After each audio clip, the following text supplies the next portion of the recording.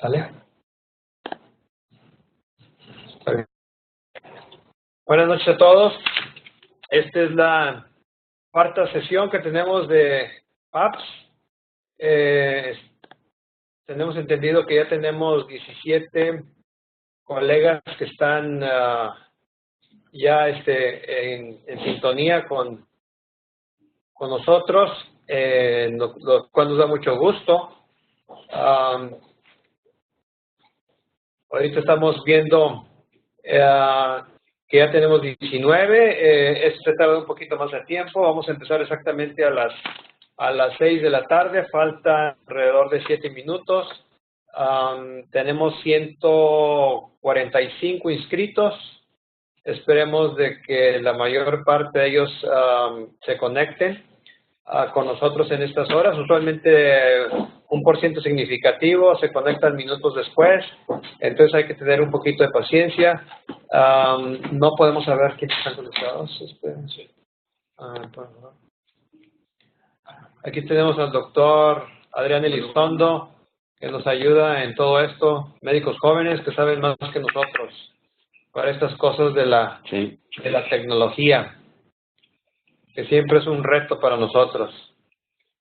Muy bien, está conectado Bruno. Bruno, felicidades, qué bueno que te conectas, Bruno, directamente desde Cincinnati. Bruno es un muy amigo de nosotros que está con el doctor Alberto Peña y ahorita haciendo un fellowship. Nos conocemos por medio de internet. Qué bueno que estás con nosotros, Bruno. Está también Ramiro Narvarte. ¿Perdón? Que le pique a participantes. ¿Qué le pique? Ramón. Ramón. Ramiro, por favor, píquele ahí a donde dice participantes. Por favor, Ramiro. Por eso no tienes imágenes. Píquele ahí donde dice participantes. ¿Ok? Ramiro, eres de Guayaquil, Ecuador. Qué bueno, bienvenido, Ramiro. A ver si vamos este verano, ahí vamos a estar por allá por Ecuador. ¿Quién está? Hay más, pero no. Manden retroalimentación. Que le manden retroalimentación a ver si están escuchando. Pero no se escribe, como no aparecen los nombres. No tengo audio utilizado. Los que no tienen No le voy. audio tienen que picar en... Yo lo escribo. A ver. Vamos a mandar ahí un texto porque nos están diciendo algunos colegas que no tienen audio. No tienen audio, bueno. Reglen, por favor, el volumen. El volumen de la bocina, por favor. Listo, Ramiro, qué bueno, Ramiro, que ya tienes imagen. Bienvenido, Ramiro. Arturo Aranda, de Dayton Children, Estados Unidos. Bienvenido, Arturo. Dice que oye muy bien, qué bueno que sigues oyendo. Arturo, bienvenido.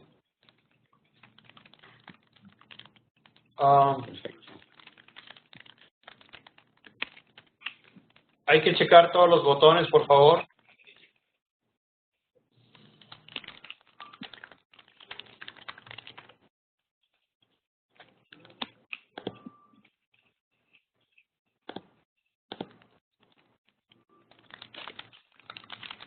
Si tienen algún problema, háganoslo saber.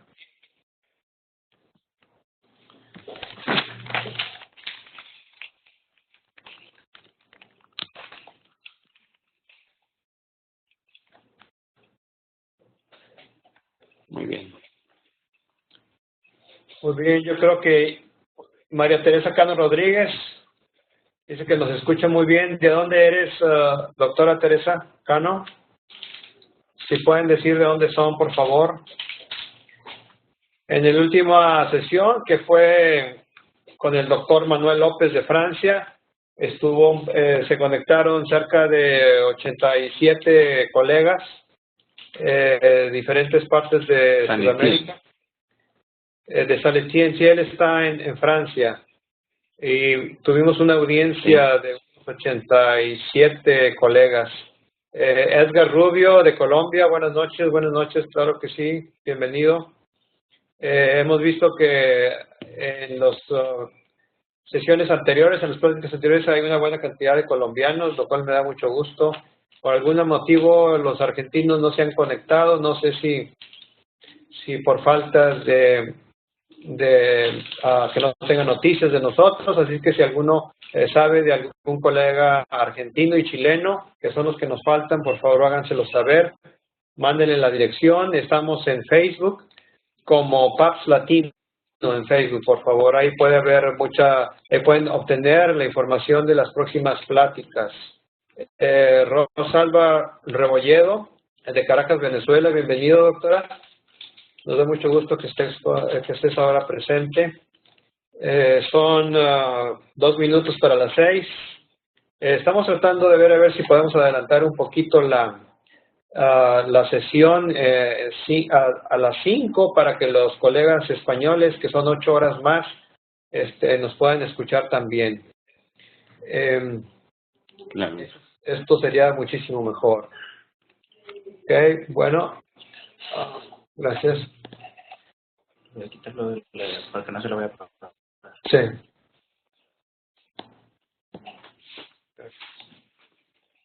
Vamos a empezar ya.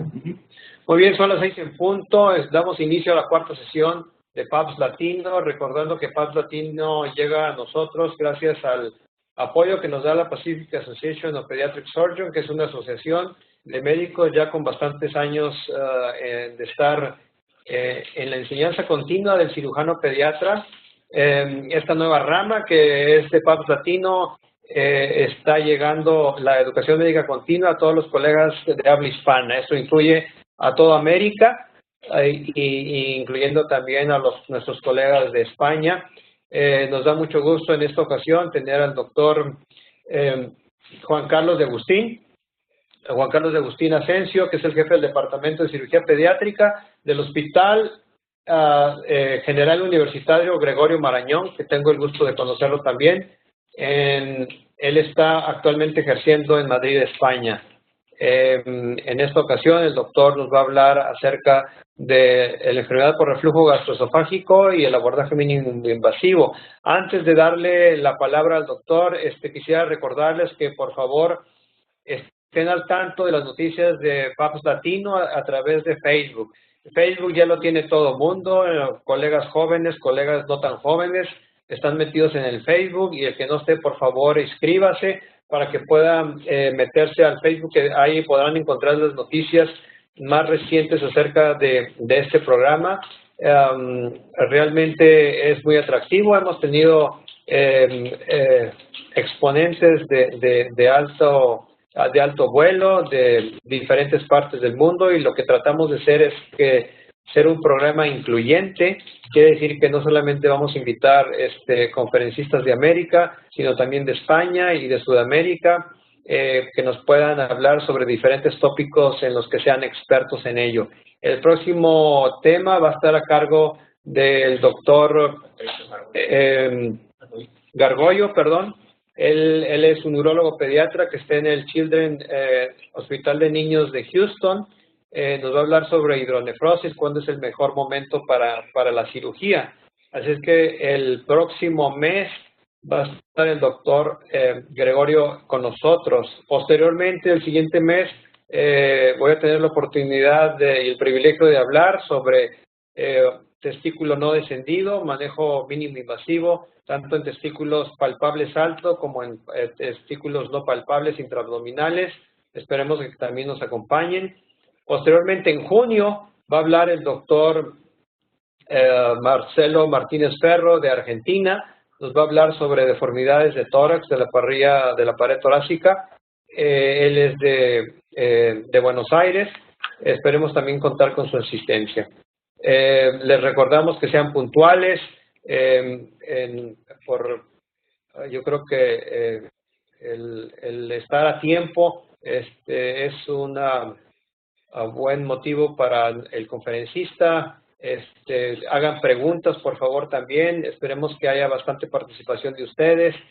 Hagan las preguntas donde dice abajo, en Q&A, Question and Answer, en la parte de abajo, ahí pueden hacer sus preguntas para que el doctor Juan Carlos pueda retroalimentarse también. Entonces, en este momento, Juan Carlos, te doy la palabra para que inicies tu plática. Pueden ser 50 minutos y dejar unos 8 o 10 minutos al final para contestar las preguntas. Yo te las haré y te pasaré a ti el micrófono para que tú las respondas. Por el momento es todo por mi parte. Se queda con ustedes el doctor Juan Carlos de Agustín con ustedes.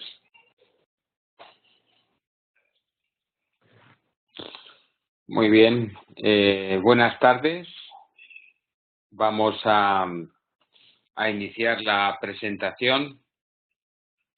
Y en primer lugar, pues quiero agradecer al doctor Mario Riquelme especialmente por haberme invitado a participar en estas pláticas que yo creo que es un gran acierto, poder aunar un poco y juntar a todos los colegas de habla hispana y poder compartir pues nuestros conocimientos, nuestra experiencia en áreas que estamos trabajando.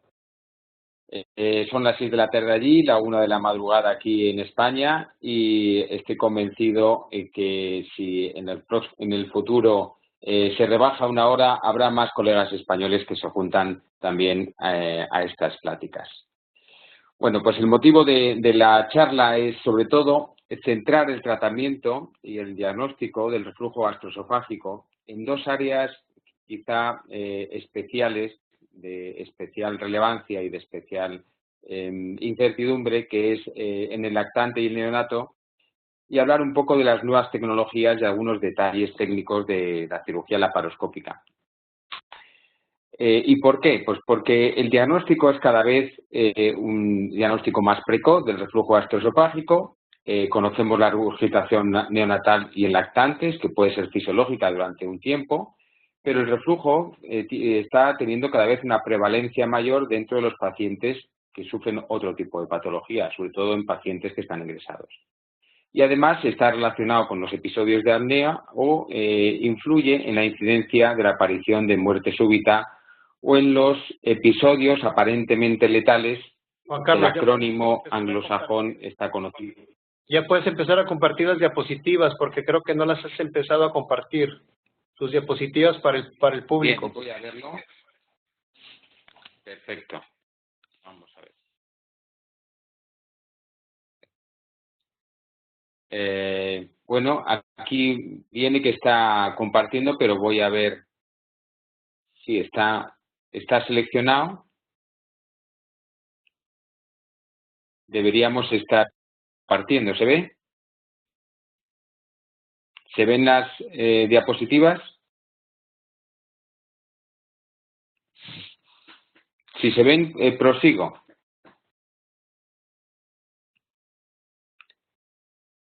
El objetivo de la charla, por tanto, es ver un poco por qué aparece el reflujo en estos pacientes, cómo podemos diagnosticarlo para poder indicar la cirugía antirreflujo en niños pequeños, en neonatos y en lactantes, y vamos a hablar de la técnica quirúrgica, de aspectos básicos y detalles y aportaciones nuevas y de nueva tecnología. Díganme si se ve las diapositivas o no. En principio el concepto está claro, es decir, el reflujo funciona. ¿Se ve? Sí. ¿Mario? Sí, sí se ven, Juan Carlos, adelante. Sí, se ve. Vale, perfecto. Pues en esta diapositiva lo que quiero mostrar es que la regurgitación normal del lactante desaparece espontáneamente a los 12, 18 meses de edad debido, como se puede ver en la figura de arriba, de la gráfica de arriba, por el incremento de la presión del esfínter esofágico inferior que va incrementándose a lo largo de los primeros días de vida. Ahí se ve desde el día primera semana hasta el día 100, ¿no? Cómo va incrementándose la presión. Pero no solo eso, también el aumento de la longitud del esófago se incrementa en las primeras semanas, como podemos ver en la figura de abajo a la derecha, en la que aumenta la parte abdominal, que es la rayada, y la parte torácica, que es la blanca. Es decir, conforme va incrementándose la edad del neonato y del lactante. Pero aparece un reflujo cuando hay, que ya es patológico, cuando aparecen complicaciones, cuando el paciente no coge peso, cuando hay malnutrición, esofagitis o sobre todo lo que estamos viendo cada vez más en pacientes ingresados por problemas respiratorios. Bien, vamos a seguir. Ahí se ve bien.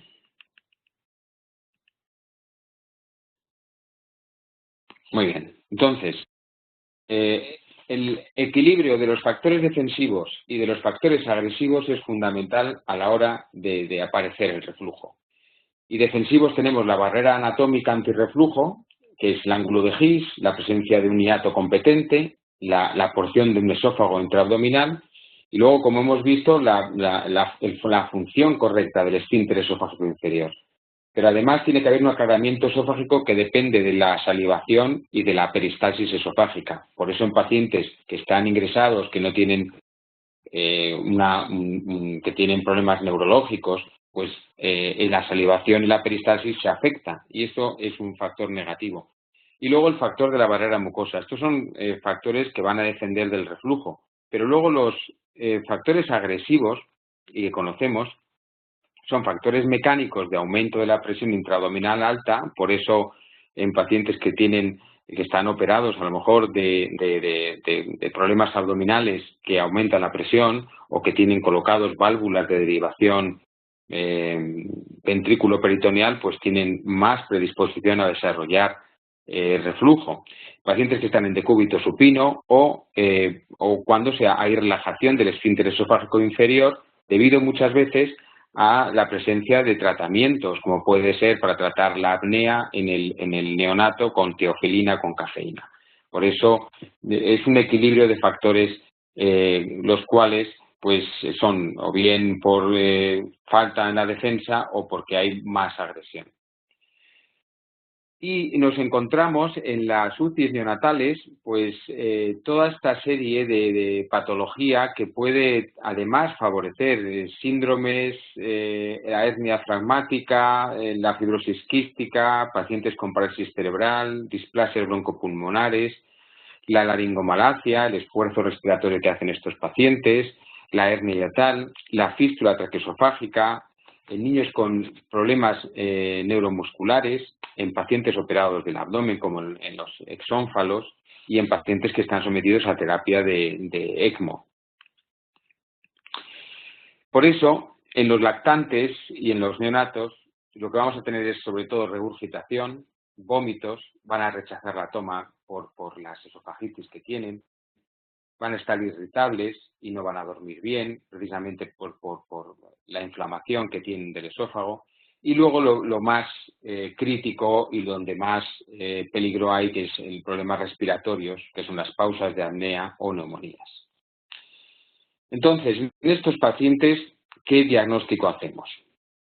Pues básicamente, de toda esta gama diagnóstica, nosotros nos vamos a seguir por el esofagograma y el tránsito intestinal alto, por una pH-metría de 24 horas y sobre todo por la impedanciometría. Las demás pruebas que pongo aquí, gamografía, manometría, micromanometría, endoscopia, en niños pequeños no tienen mucha utilidad.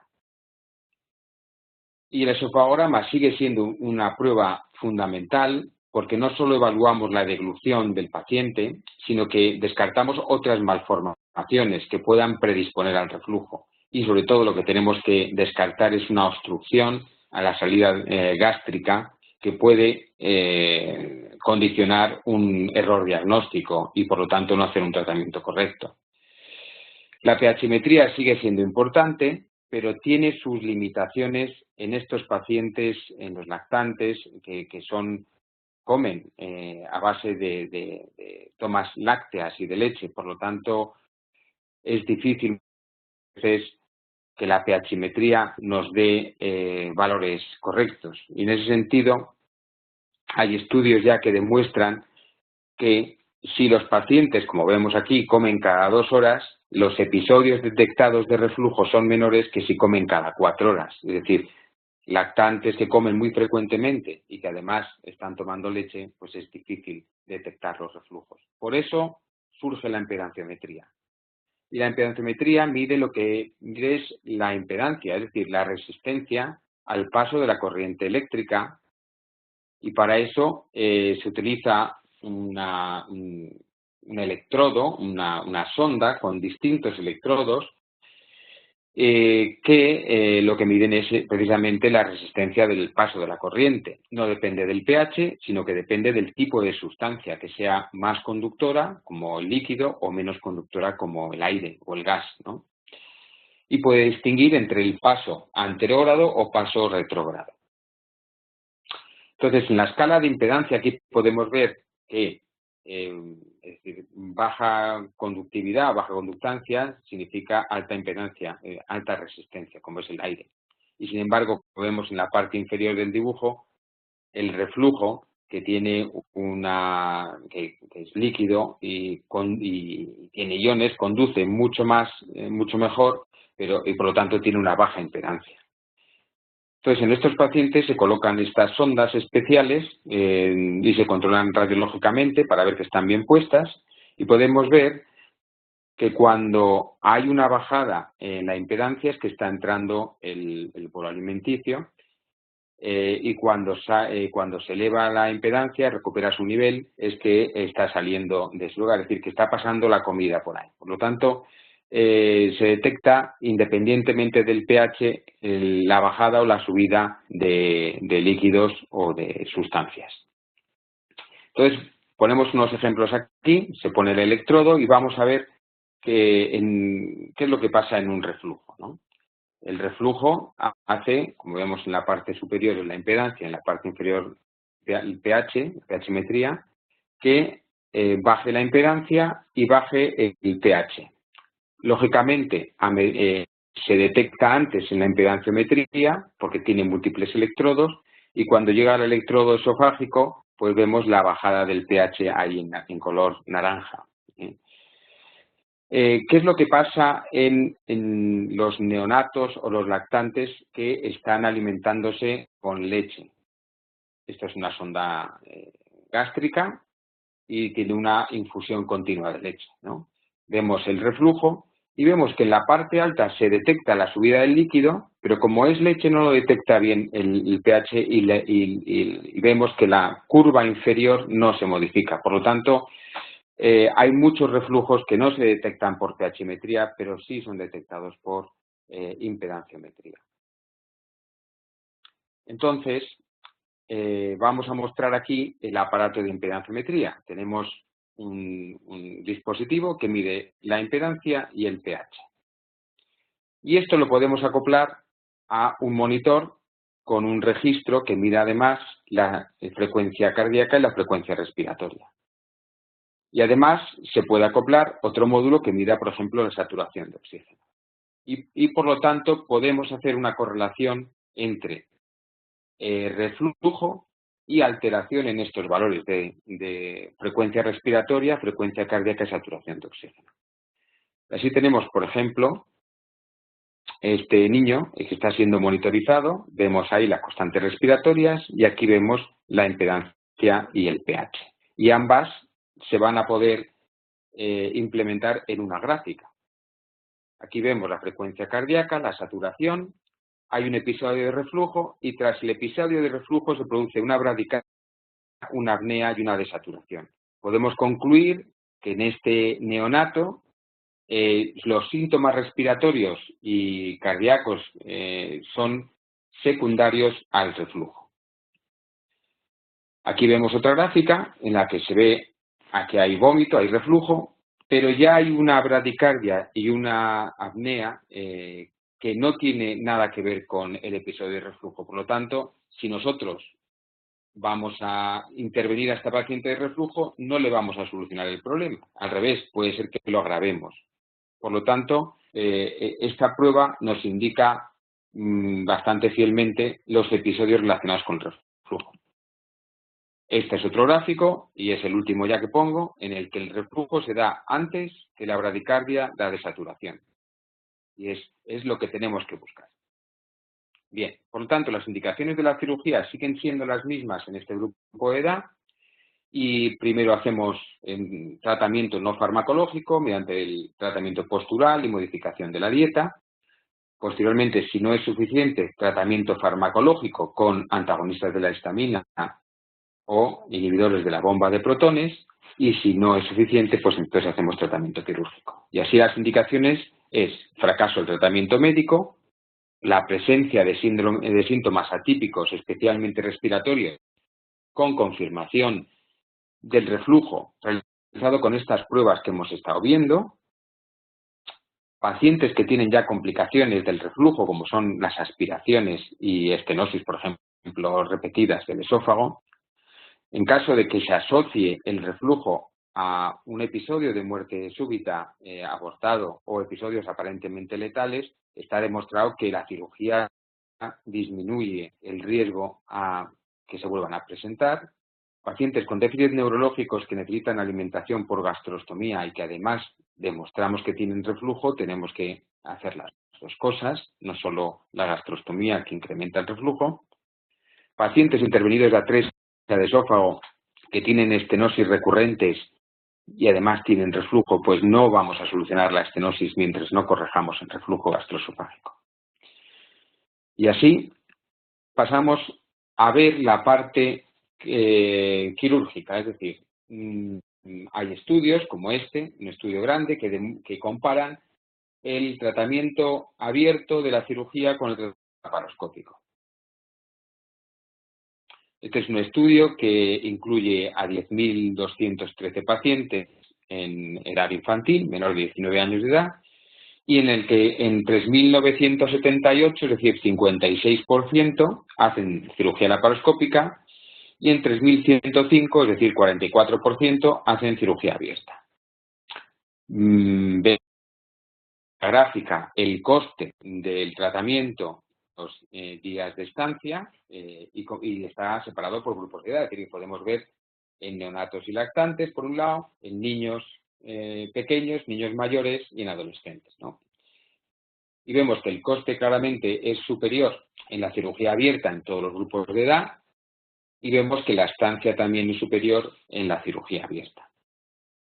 No solo eso, sino que el índice de infección es claramente mayor en los pacientes sometidos a cirugía abierta que en cirugía laparoscópica, que el porcentaje de complicaciones quirúrgicas es mayor en el grupo de pacientes de cirugía abierta que de cirugía laparoscópica, y como hemos visto, los costes también de intervención son mayores en el grupo de cirugía abierta. Por lo tanto, bueno, pues sirve para asegurar que lo que estábamos haciendo desde hace muchos años es correcto en todos los sentidos. Y voy a hablar un poquito de mi experiencia en estos últimos 9 años, que he recogido hasta el año 2013. He operado en 88 pacientes de reflujo gastroesofágico por laparoscopia, 58 varones y 30 mujeres, de los cuales neonatos y lactantes han sido 19, 9 varones y 10 mujeres. La edad del grupo completa ha sido de 5 años de media, más o menos 4,6 años, mientras que la edad de los neonatos ha sido de 7,9 meses, teniendo 4 pacientes operados por debajo del mes. Y vemos en la gráfica inferior que el primer paciente que operé, en la izquierda, tenía 21 meses. Anteriormente, pues son los distintos, la edad de los distintos niños en función de la experiencia. Y a lo largo pues, del tiempo he ido interviniendo pacientes cada vez más pequeños. La estancia hospitalaria de este grupo global es de 20 días, entre 1 y 288, que corresponde a neonatos, es decir, que la estancia hospitalaria del grupo de neonatos residentes es claramente mayor, lo cual corresponde a la distinta y mayor morbilidad que tienen asociada estos pacientes. En el grupo total de pacientes, solo el 21% ingresaron por urgencias, mientras que en el grupo de neonatos es el 63%, es decir, son pacientes más graves, pacientes con más patología. Y sin embargo, pues en el grupo de pacientes global tuve que reconvertir en 2 ocasiones, pero en los neonatos lactantes ninguna.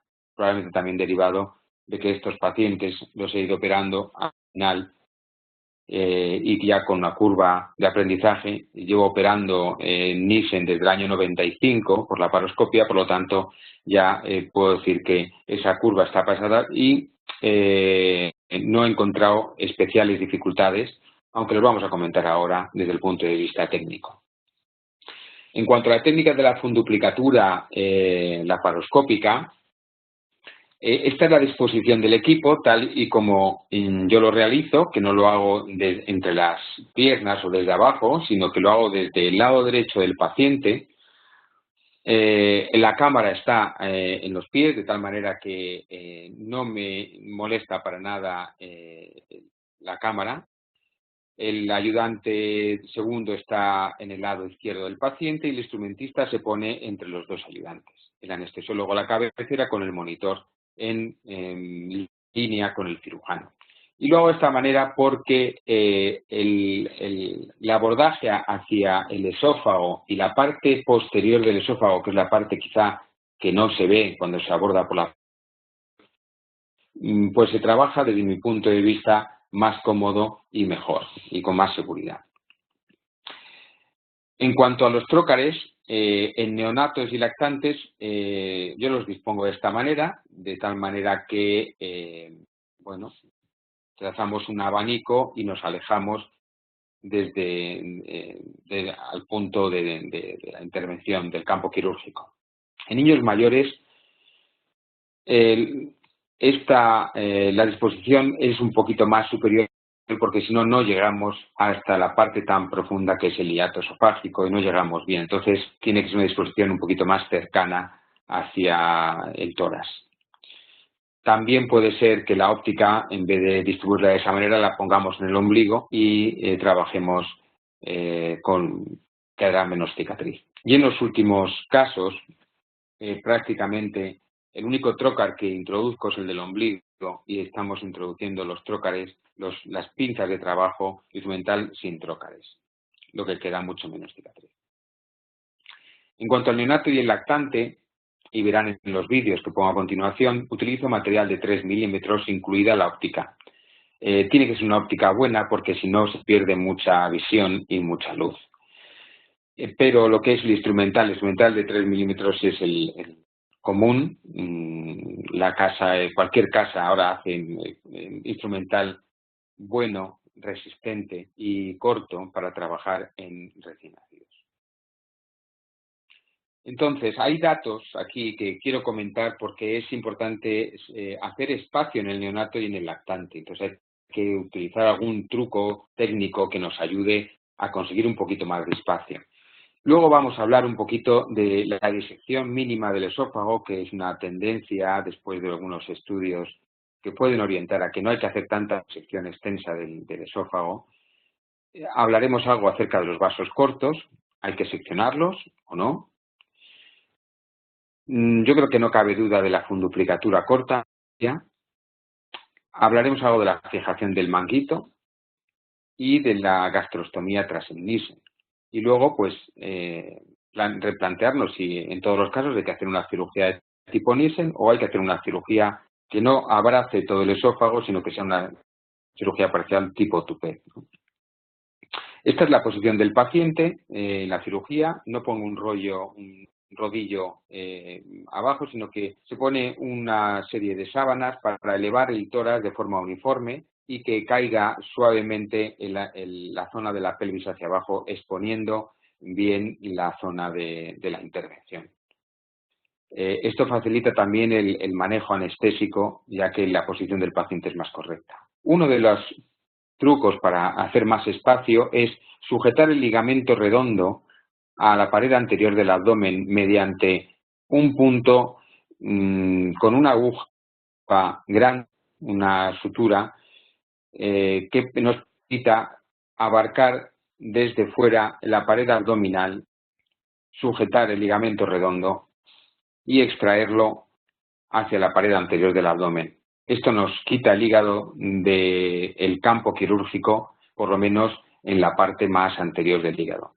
Hay que se sujeta la sutura sobre una gasa para no lesionar la piel. Otra técnica que nos permite levantar un poco el hígado, porque estos pacientes tienen, y además tienen el hígado muy grande, muchas veces es secundario pues a la alimentación parenteral o a la múltiple medicación, son niños que llevan ingresados tiempo, la mayor parte de los neonatos están ingresados en la UCI y tienen un hígado muy grande. Esta técnica también con un hilo, aquí utilizamos un prolene del número 0, pues puede ayudar a mantener el lóbulo izquierdo levantado con respecto al campo quirúrgico, esa técnica de Nakajima. Aquí muestro la intervención, esta es la posición que ya han visto anteriormente, el tórax está levantado y la pelvis está baja. Así las piernas tampoco dificultan el movimiento. La técnica es exactamente la misma, salvo que la disección retroesofágica se realiza con bastante facilidad, porque los tejidos en niños pequeños no están suficientemente formados como para que tengamos que hacer mucha cirugía. Vemos muy bien cómo desde el lado derecho manejamos la parte retroesofágica y podemos pasar al otro lado del esófago sin mucha dificultad. El hígado, como pueden ver, es grande, aunque vemos la sutura arriba que está sujetándolo, pero no lo sujeta bien. Luego lo levantaremos con otro instrumento para poder hacer la sutura. Ahí estamos viendo si el fundus del estómago es capaz de pasar al otro lado sin dificultad. La mayor parte de estos niños, salvo los niños de atresia de esófago, suelen tener el estómago bastante grande y no suele haber problemas para pasar el fundus por detrás del esófago. Y si pasa adecuadamente, pues no seccionamos los vasos cortos. En este caso, y en la mayor parte de los pacientes, sobre todo niños que no tienen hernia hiatal, no cerramos el hiato, salvo que lo veamos muy abierto, porque el cierre del hiato sí genera disfagia después de la cirugía. Entonces, el cierre hay que hacer la cirugía para cada circunstancia en particular. No podemos ir haciendo una cirugía estándar para todos los pacientes. Entonces, si el hiato es normal, no cerramos el hiato. Y luego la funduplicatura, pues la hacemos normal, una funduplicatura corta con un par de puntos, 2 puntos que hacemos no son simples, sino en figura de 8, es decir, 1X, en el cual sí se toma la parte anterior del esófago, en el primer punto. Y aquí vamos a ver pues el segundo punto que estamos dando. Son puntos que tienen que agarrar una buena cantidad de tejido para que no se suelte, con sutura no reabsorbible y puede ser sutura trenzada o sutura monofilamento, como estamos utilizando en esta ocasión, que es un monofilamento. No hay diferencia entre usar una sutura y otra, las dos son perfectamente válidas.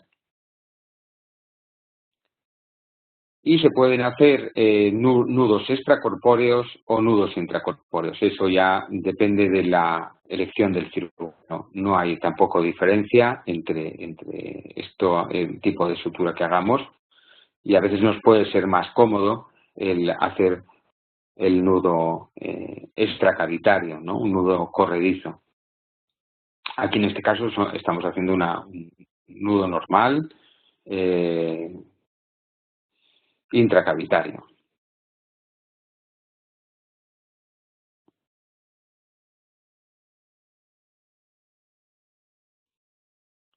Tenemos que vigilar que el manguito quede en su sitio y mi opinión y mi experiencia es que si el manguito tiende a rotar, a irse hacia el otro lado, pues un punto que fije el manguito al hiato esofágico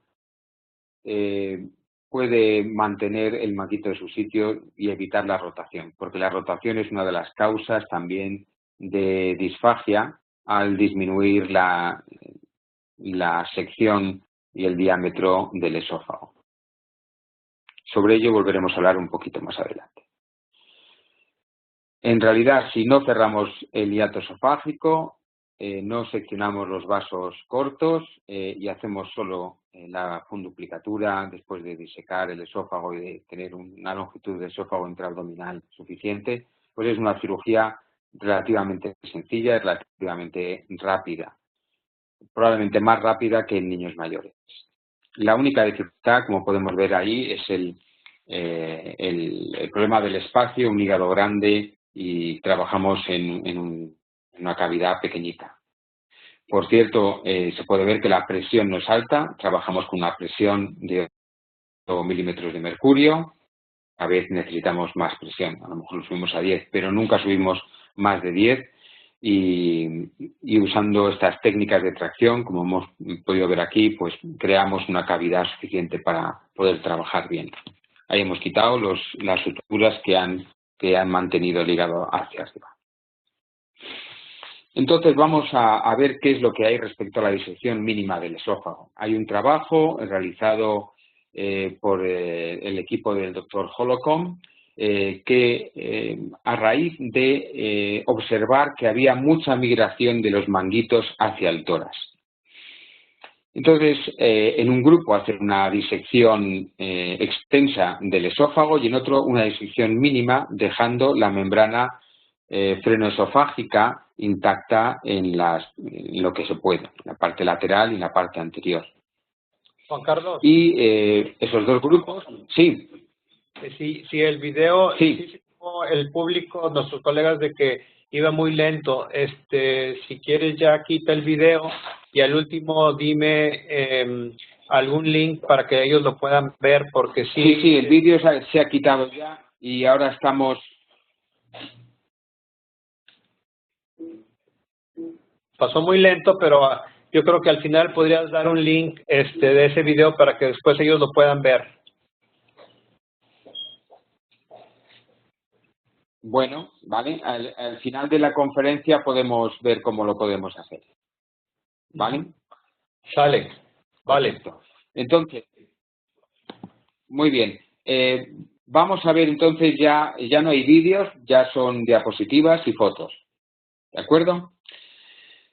Vamos a ver que los grupos que estudian, es un estudio prospectivo para valorar si la disección mínima del esófago tiene impacto en que el manguito ascienda hacia el tórax. Pues estudian dos grupos, uno de 87 pacientes que se moviliza el esófago mucho, todo, se hace la disección completa, y en 90 pacientes que hacen disección mínima para poder pasar por detrás del esófago nada más, exclusivamente. Los grupos son comparables en todos los aspectos y lo que se observa al final es que efectivamente en el grupo de máxima movilización el 30% migra hacia el tórax, mientras que el 7,8% migra en el grupo de mínima movilización. Luego parece que hay diferencia. Y de la misma manera, la necesidad para volver a hacer un Nielsen es mucho menor, un 3%, en el grupo de mínima movilización con respecto al grupo de máxima movilización, que es un 18%. Por lo tanto, en su experiencia, ¿sí? Disculpa ¿Sí? que te interrumpa, pero si se sigue viendo el video, vas a tener que cerrar tu plática y abrirlo en la diapositiva que quieras pasar porque el video se sigue viendo. Vale, vamos a ver. He salido. Qué pena. ¿Ya? ¿Sigue el vídeo? Sí, todavía sigue, Juan Carlos. Bien, pues sí, porque irá con retardo, quizá porque es lo que más peso tiene, ¿no? Sí, definitivamente es por el peso y por el ancho de banda. Entonces sí, hay que cerrar la presentación y Lo único que poner... puedo hacer es parar el sharing, porque yo ya he parado la presentación. He parado la presentación, pero va con retraso. Hay una pestaña en la página, en la ventana principal del programa hay una pestaña que dice presentación con su nombre. Esa la tiene que cerrar y volverla a compartir desde el inicio. Vale, perfecto.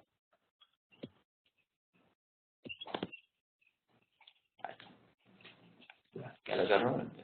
Ya la cerraste. Se cerró. Muy bien. Ahora sí. Ahora sí, ¿verdad? Sí. Aparece esta diapositiva, ¿no? Muy bien. Entonces, lo que estaba comentando se refiere a este trabajo, que es un trabajo de 2011, del doctor Holcomb y su grupo, y lo que mostraba era...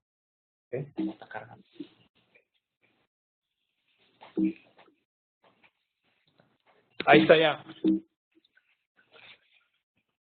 Muy bien, a ver si puedo seguir.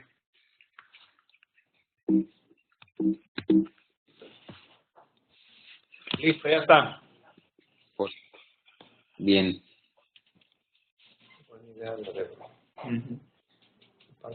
Vale.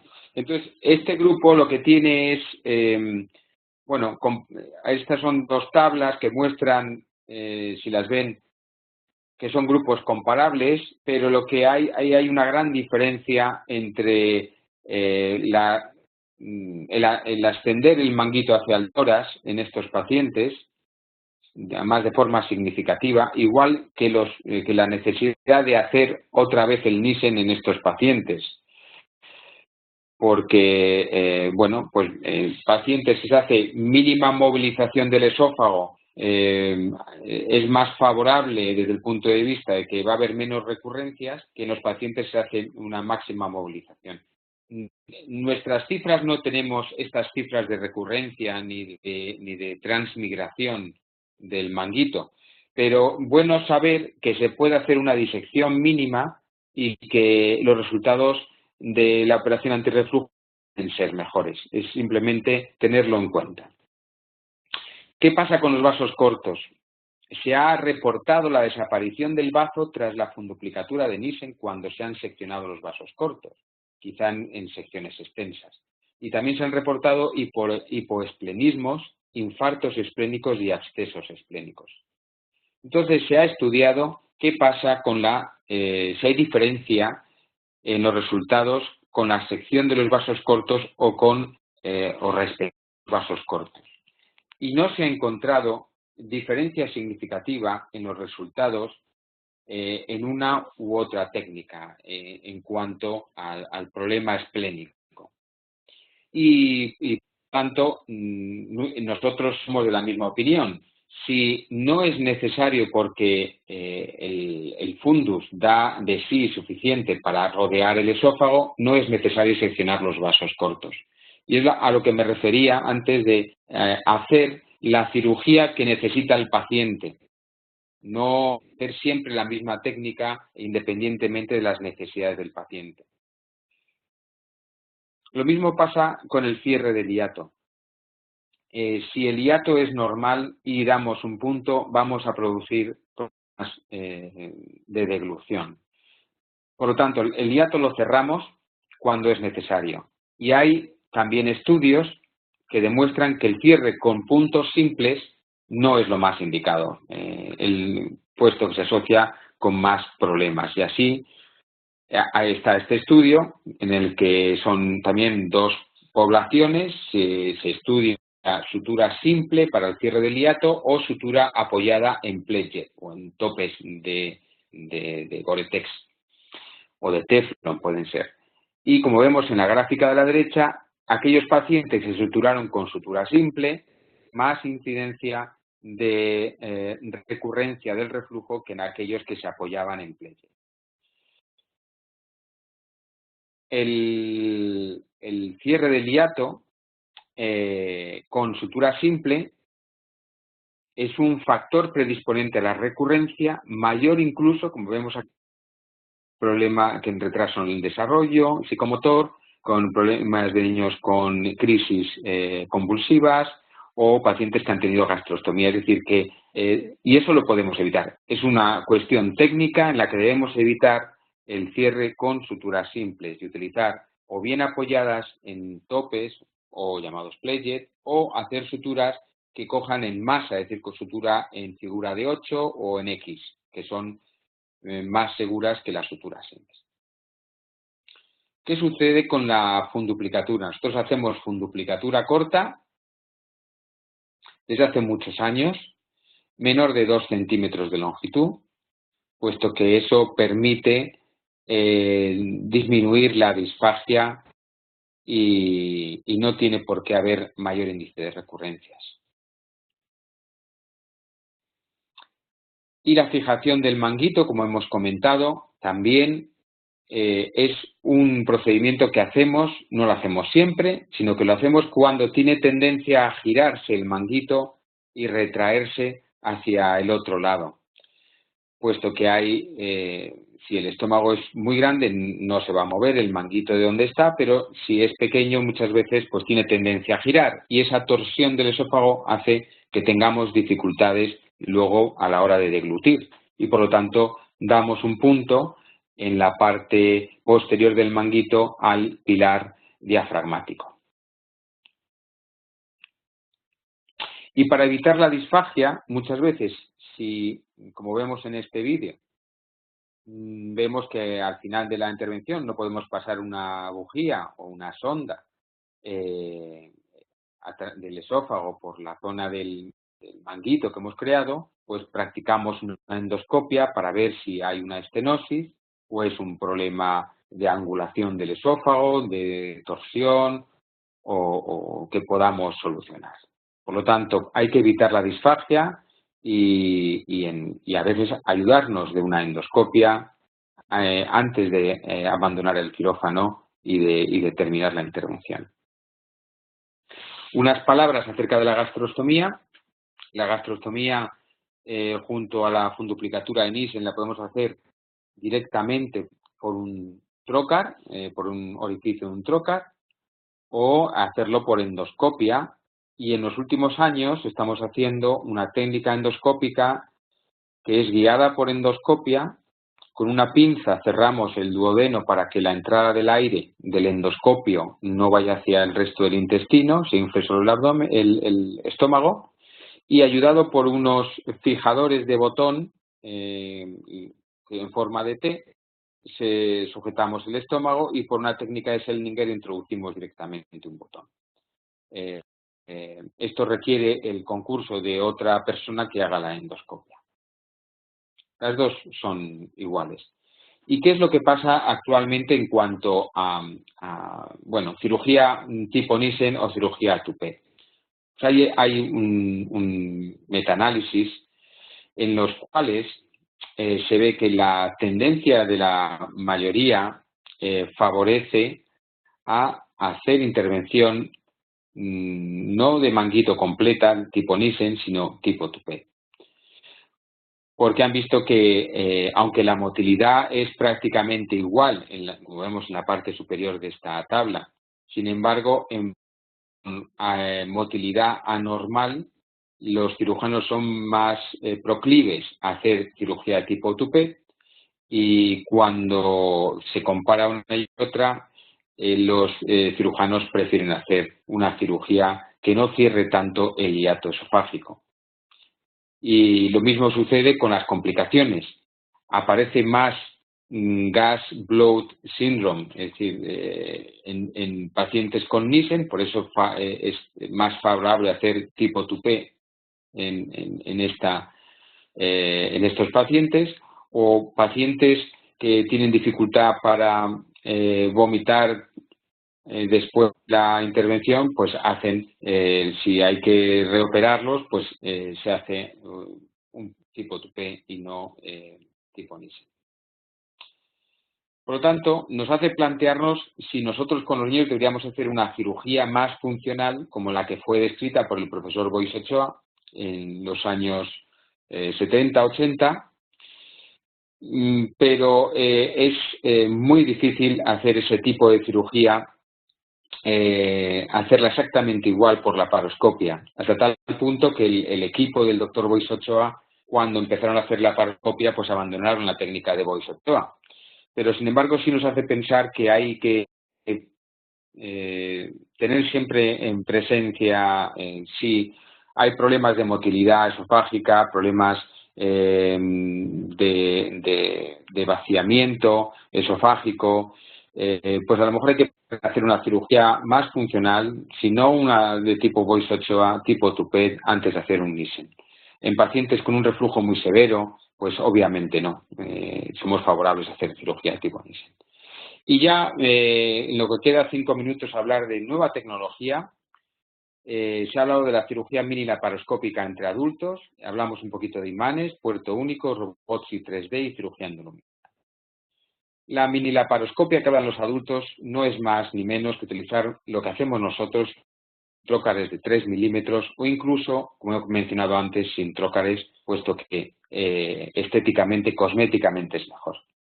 Desde el punto de vista de imanes es más anecdótico, hay poca experiencia, sí la utilizan sobre todo en Argentina, el doctor Martínez Ferro y el doctor Castillo y alguna experiencia hay publicada en niños, pero los imanes son grandes y en niños pequeños pues no se puede utilizar tan fácilmente.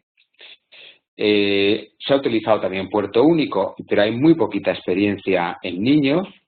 También se ha utilizado robots, pero es prohibitivo para la mayor parte de los países en que, como nosotros, tenemos una sanidad de recursos limitados y por lo tanto, es difícil que la podamos aplicar en niños. Sin embargo, lo que aporta la cirugía de 3D, que aquí estoy operando un Nissen con una cirugía, con una pantalla de 3D y una cámara 3D, es quizá lo que aporta también el robot, y además tenemos la sensación táctil en nuestras manos que nos facilita hacer la cirugía bastante bien.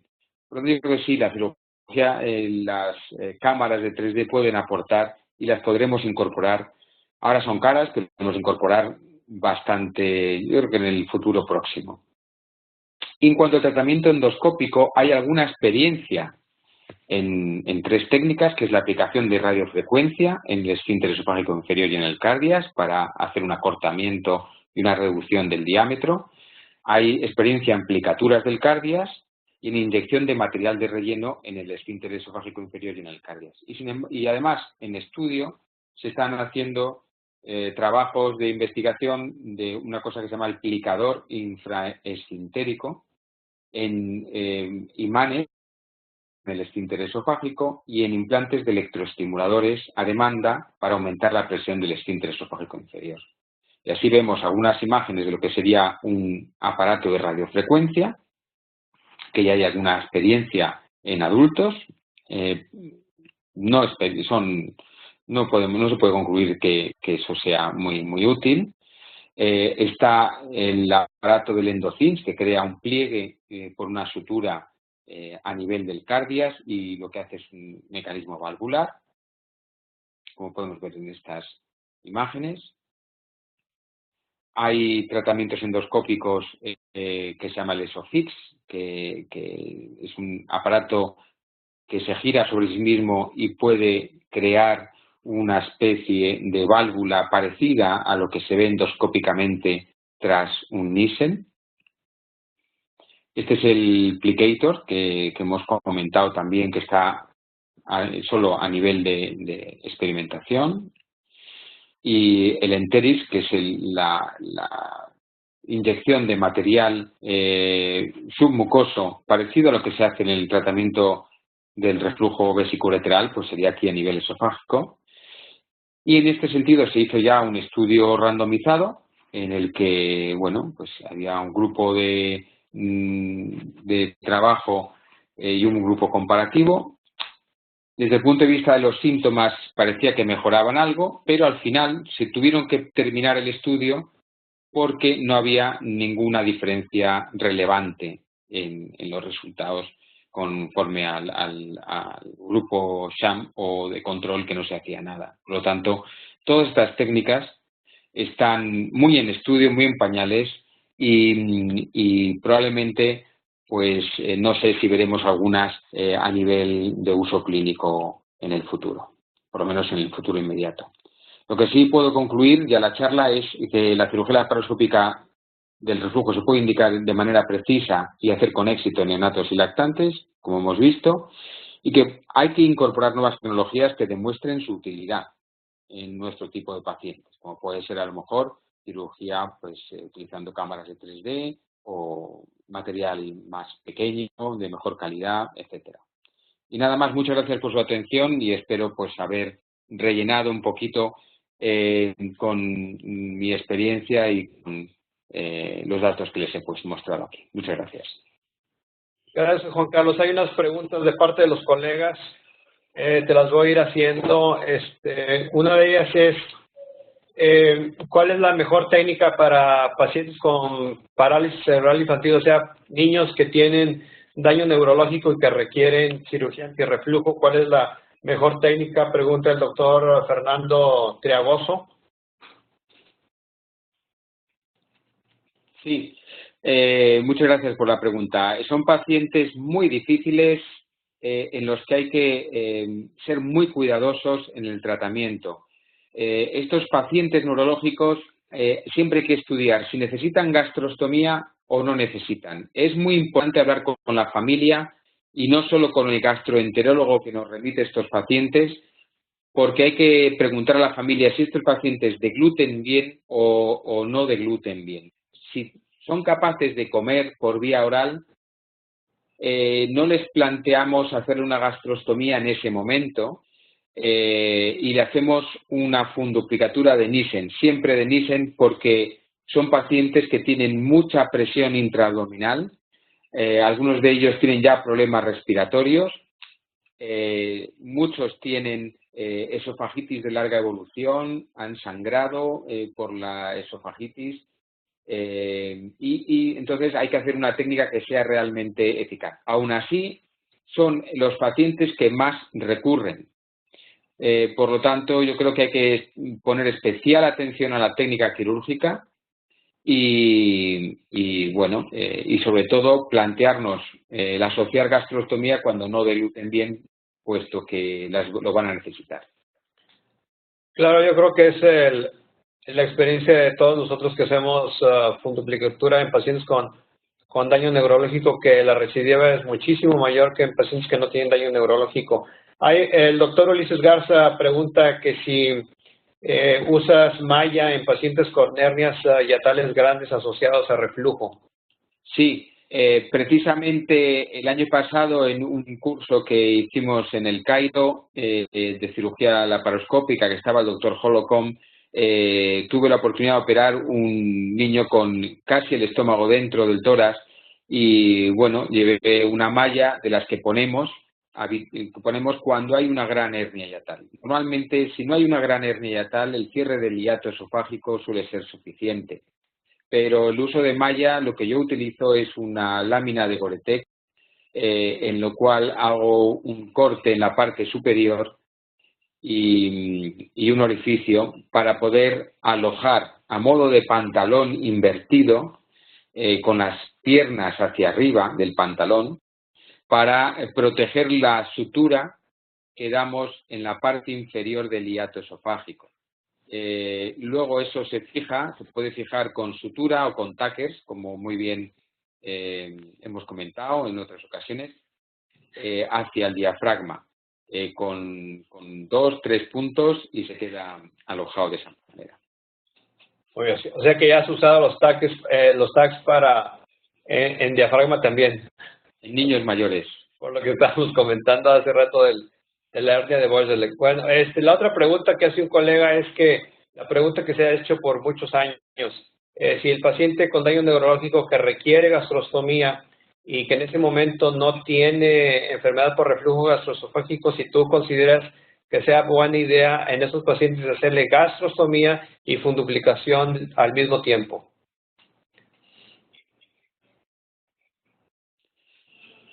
Todos los niños que nos piden gastrostomía, les hacemos un estudio del reflujo. Y si tienen reflujo, le hacemos una funduplicatura a la misma vez, siempre. Si no tienen reflujo, entonces le hacemos la gastrostomía. Y si después hay que operarlos, como nos ha pasado alguna vez, no hace falta descolgar la gastrostomía. Se puede hacer la funduplicatura sin mayor problema con la gastrostomía en su sitio. No hace falta quitarla. Si tienes experiencia... Sí, es verdad que hemos tenido algún caso especial en lo que en vez de poner, no hemos podido operar del reflujo por la condición mala del paciente y hemos puesto una gastrostomía con una prolongación yeyunal que permite la alimentación a nivel del yeyuno, duodeno yeyuno, y la descompresión del estómago. En eso, en algunos casos que por su condición de su enfermedad no puedes operar del Nissen porque es complicado, pues hacer la gastrostomía con una alimentación por el yeyuno también ha solucionado el problema, y luego posteriormente, cuando han mejorado, se les ha operado el reflujo. En los pacientes, ¿cuál es tu experiencia en aquellos pacientes, sobre todo con daño neurológico, que tienen recidiva y recidiva de enfermedad por reflujo? ¿Esos pacientes los refunduplicas? Y te pregunto esto porque han salido algunos artículos de una descontinuidad total en la unión gastroesofágica con una Y de Rux hacia arriba. Yo en lo personal he hecho refunduplicaciones hasta 3 veces en pacientes con PCI. ¿Cuál es tu experiencia en este tema? Sí, esta técnica que la describe Bianchi de Liverpool, yo no la he tenido que hacer nunca.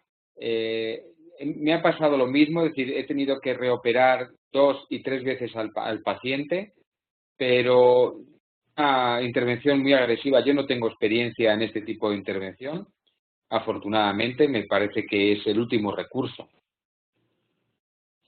La marca de las cámaras y de monitor de 3D, están preguntando, Juan Carlos. Sí. La semana pasada estuve trabajando con una cámara de 3D nueva de la casa Esculap, que es una casa alemana y que muy tradicional en material quirúrgico convencional. Pero lleva ya muchos años trabajando recientemente con material de mínima invasión y me sorprendió de la calidad y de lo bien que se veía. Quizás sea ahora mismo la mejor del mercado porque utiliza un sistema óptico y no de microchip. Y entonces, curiosamente, se ve mejor y se acostumbra uno más fácilmente. Yo he trabajado con la de Storz, con la de Olympus y con esta de SAP. No he trabajado con otra más. Y de las 3, la que más me ha parecido que está más avanzada es la de Esculap en este momento. El doctor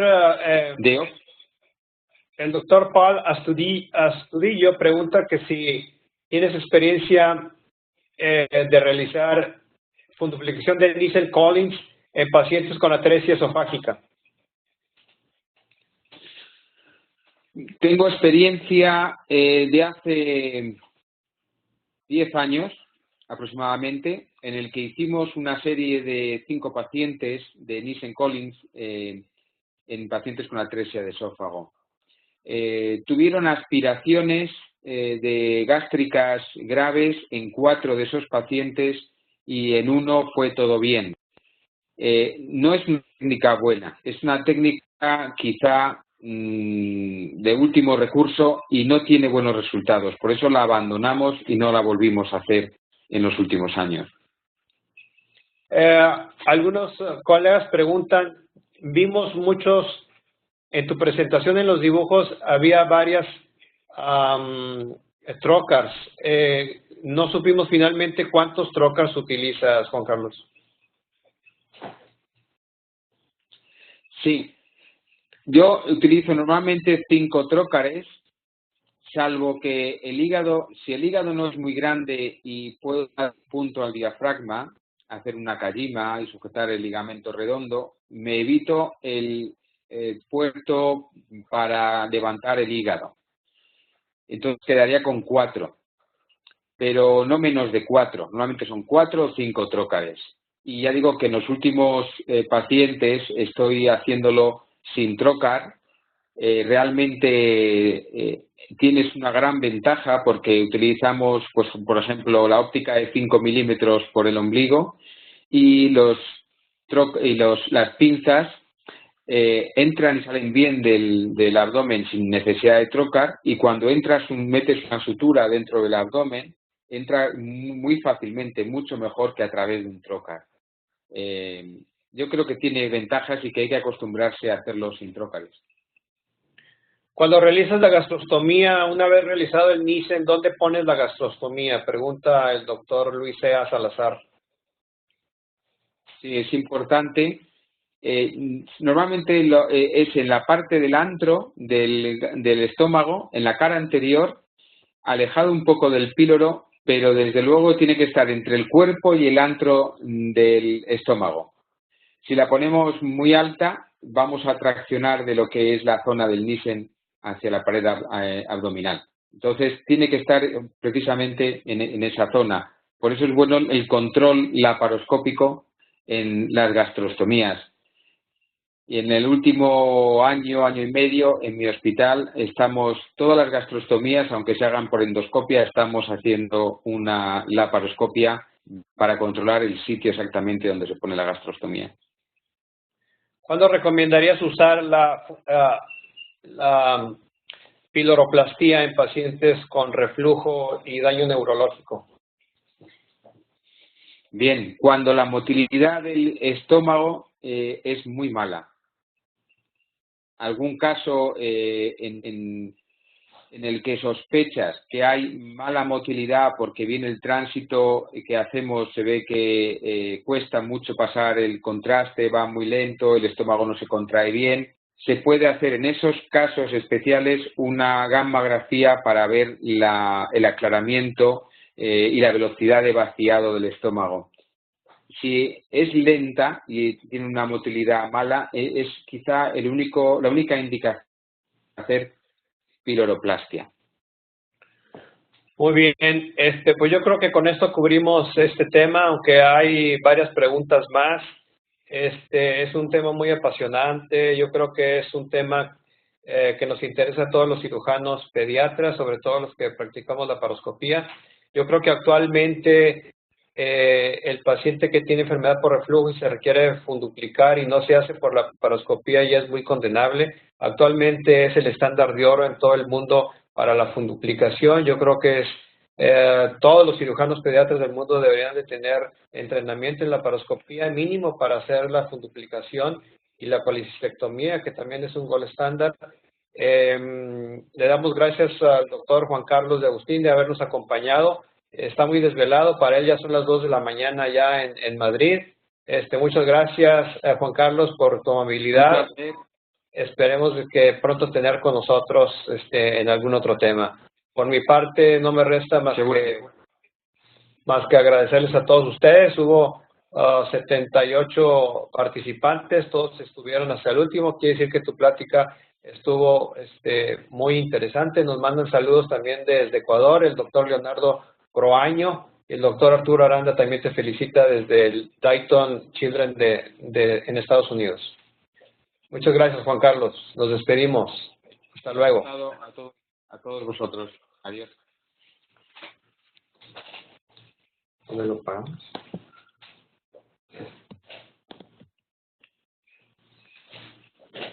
Muy bien.